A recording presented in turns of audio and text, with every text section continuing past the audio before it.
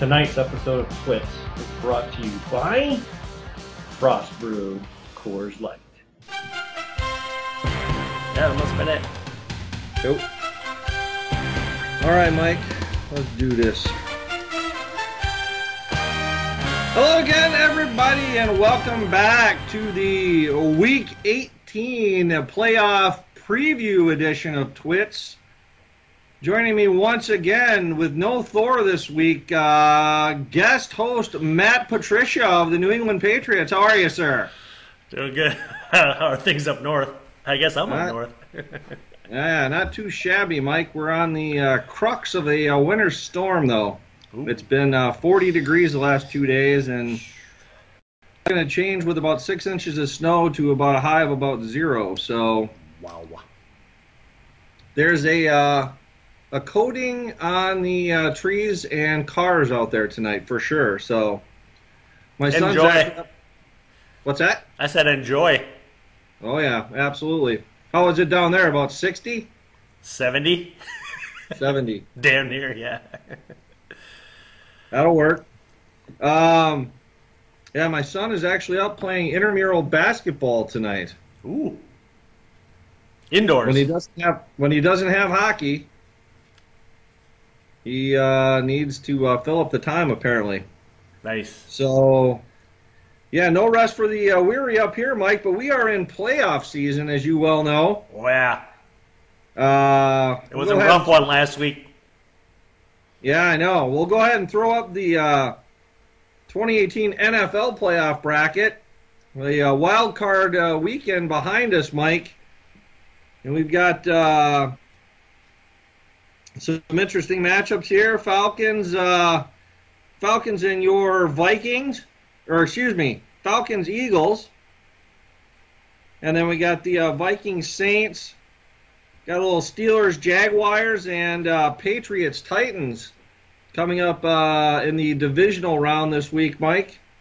So intriguing matchups, especially up here with the Super Bowl, whatever it is, 51 being hosted at U.S. Bank Stadium, the People's Stadium. Because no team has played in the Super Bowl in their home stadium yet, correct? You are correct, sir. So that's what's going on in the NFL. So we'll be having a couple of drafts here tomorrow night, Mike, the bottom 5 draft. We had the wild card round, and I believe it was Wayne and Thad that got bounced. Wayne from the bottom 5 and Thad from the playoff bracket. So drafting tomorrow night will be me, you, Tim, and Mr. Evan Teisberg in a non-serpentine order, I might add. So that's what's coming up. Evan, I looked it up, last was in the playoffs, Mike, in 2009. So it's been damn near a decade for Evan, but he is back in the show. Tim has not been there since 2010. And then I was in 2015, won the championship, and you were in last year and are the defending champ, going for a back-to-back, Mike. A lot of pressure. You know, some say one for the thumb is more pressure, but I don't know, the back-to-back thing. Although the back-to-back has been done one time by Greg Hodgson in 06-07, as we just looked up. So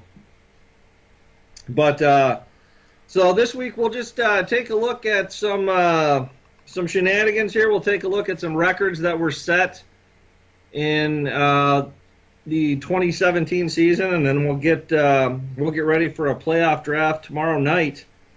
Couple of things I noticed, Mikey, when researching some stuff today. We only had 3 teams that were above 500 in the SFFL, which I thought was a bit odd for a 10-team league.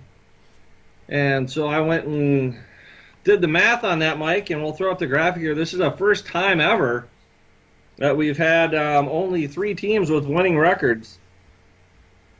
Previously we had 4 times with 4, but never with 3. So, yeah, it's kind of intriguing. So I think What was your record? I was 16-1. Tim, I believe, was 10-7, and you were somewhere in the middle, like 13-4. Yeah, somewhere around there. So, yep. Then we had a couple 8-9 teams. I believe Evan was 8-9, and one other team was 8-9. So yeah, only 3 teams, which was unique. Then I also noticed, Mike, I had scored just kind of a statistical anomaly. I had scored the same amount of points, 61, 4 times this year, and that got me thinking. Okay, is that something rare, or is that actually fairly common? I figured it would be fairly rare, and it is. That ties for the most times ever that's happened with 4. You can see on the graphic here, what is it, about 7 other times we've had teams that have had the same score 4 times in a year. So that's also kind of a bit of a statistical anomaly.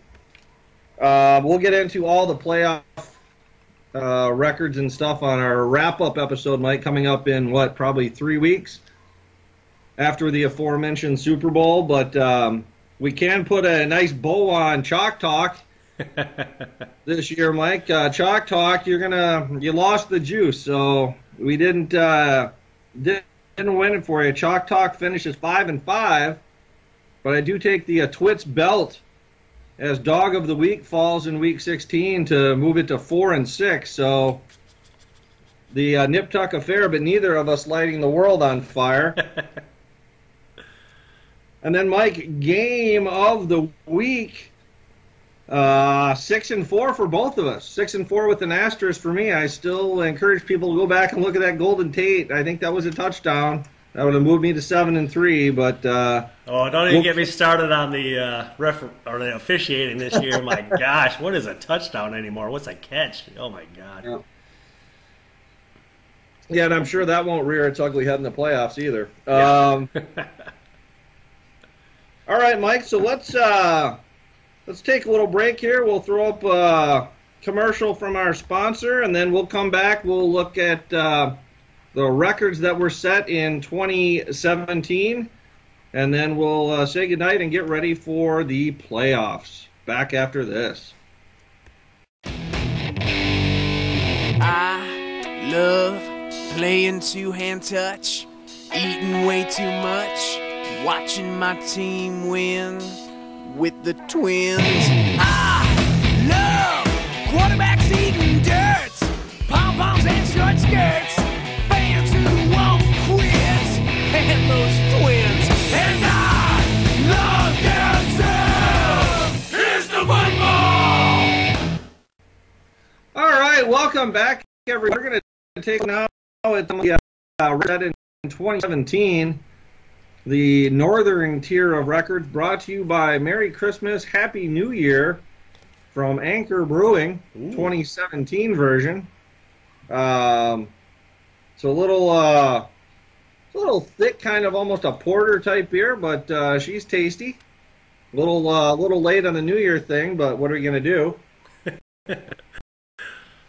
So yeah, so we'll look at the new high percent time, and damn, I'm doing it. I had to go 16-1, but I have pulled a 1/1000th of a point ahead of Andy for the #1 spot of all time. I did not think it was going to be feasible to track him down, and it took a damn near perfect year to do it. But yeah, we're sitting at 565.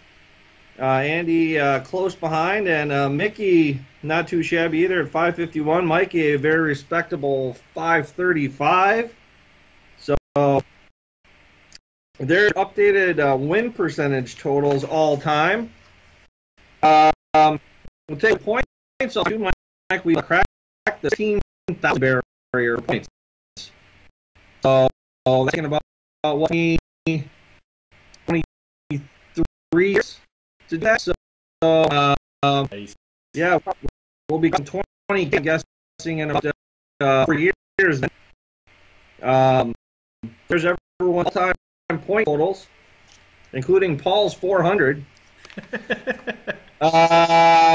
And then, Mike, most meetings all time, this is a lot of times just based on what conference you're in, although with our new setting, I believe, to have a much more suited to playing the other types of it's a little bit more now you play every place except the person who you want. But Wayne will lead the way across the 50 barrier, Mike. They've had 51 meetings now, so lots of head-to-head data points after 23 years start to appear. Mike, how about those weeks? 10 points. Yes, scoring 10 points consecutive weeks goes all the way back. Your number one guy, Greg, at the top of 206 games back to 2002. I think in my first league. Yeah. And tying active streaks back to as far as 2004 for me, 5 him, and then 2006 for us. So nice work there. Yeah, we need to grip up, and then we can set our sights on Mickey and go from there. Yeah. And then most consecutive at 20-plus points. Greg also leads that one. And it's a streak as well. Going back to week 6 of 2006, he has 199 precipice behind him. Yep. 220 points, pretty impressive. Yep, and 192 mix. So same week or the same year she started her streak, and then you as well. Yep. 190. Yep. And then Tim too, 189. So big streaks for the plus, and then 30-plus points. The number 1 and 2 are open, so the active streak at number 3 goes to me. Yeah, you got some work to do, but you're the only one with an active streak right now. So yep, back all the way to 2014 with so I'm 13 off the second place and quite a ways from first place yet, but we'll see what we can do against the top 2 guys there, you and Boncharelli. Yeah, that's damn near. I mean, 64 is impressive. 98's insane. To score 30 plus, I mean, you can't really have a down week. I think can't remember the first week I beat Thad by a point. I think I was close. It was like 35, 34 or something. So impressive streaks indeed. All right, most wins, Mike, all time in the year. The commish. I didn't think it was a big deal. I was off to a good start at 8-0, and then Greg took it to me week 9.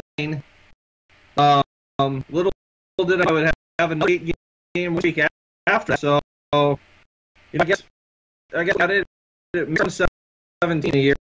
So he 16 at least they knew. So, I could get the perfect cooking. 16 wins.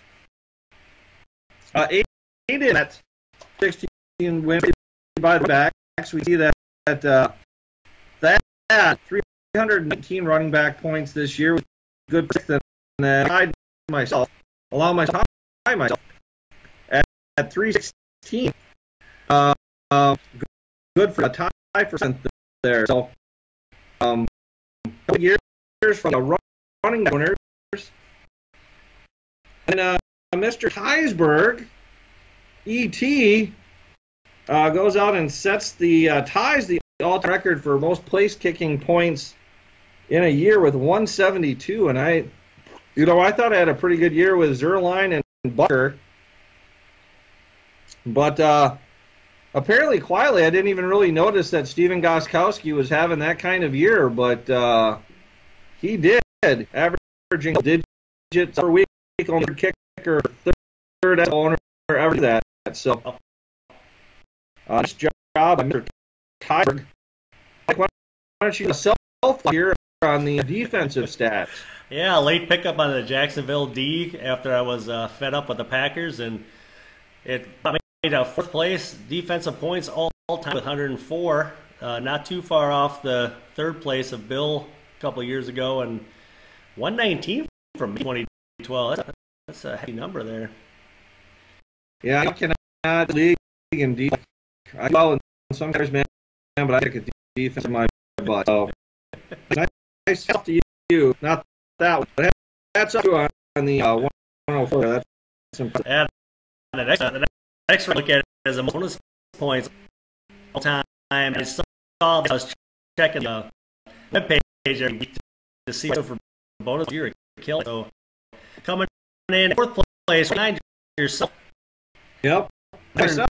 And yourself and yourself. 400, 406. Yep. And then the last winning streak, Jeff, with 2. How do you do that? You lose after your 8-game winning streak, and then you win another 8. So. And Mike, the interesting thing to note here is I've had 2 other 8-game win streaks. Also weeks 1 through 8, and also week 10 through 17. So separate years, though. Yeah, week 9 is apparently a danger zone for me. That's the old bye week. Yep. Cue the music. That's the guy one time. I'm lucky at him once because he kicked me every year.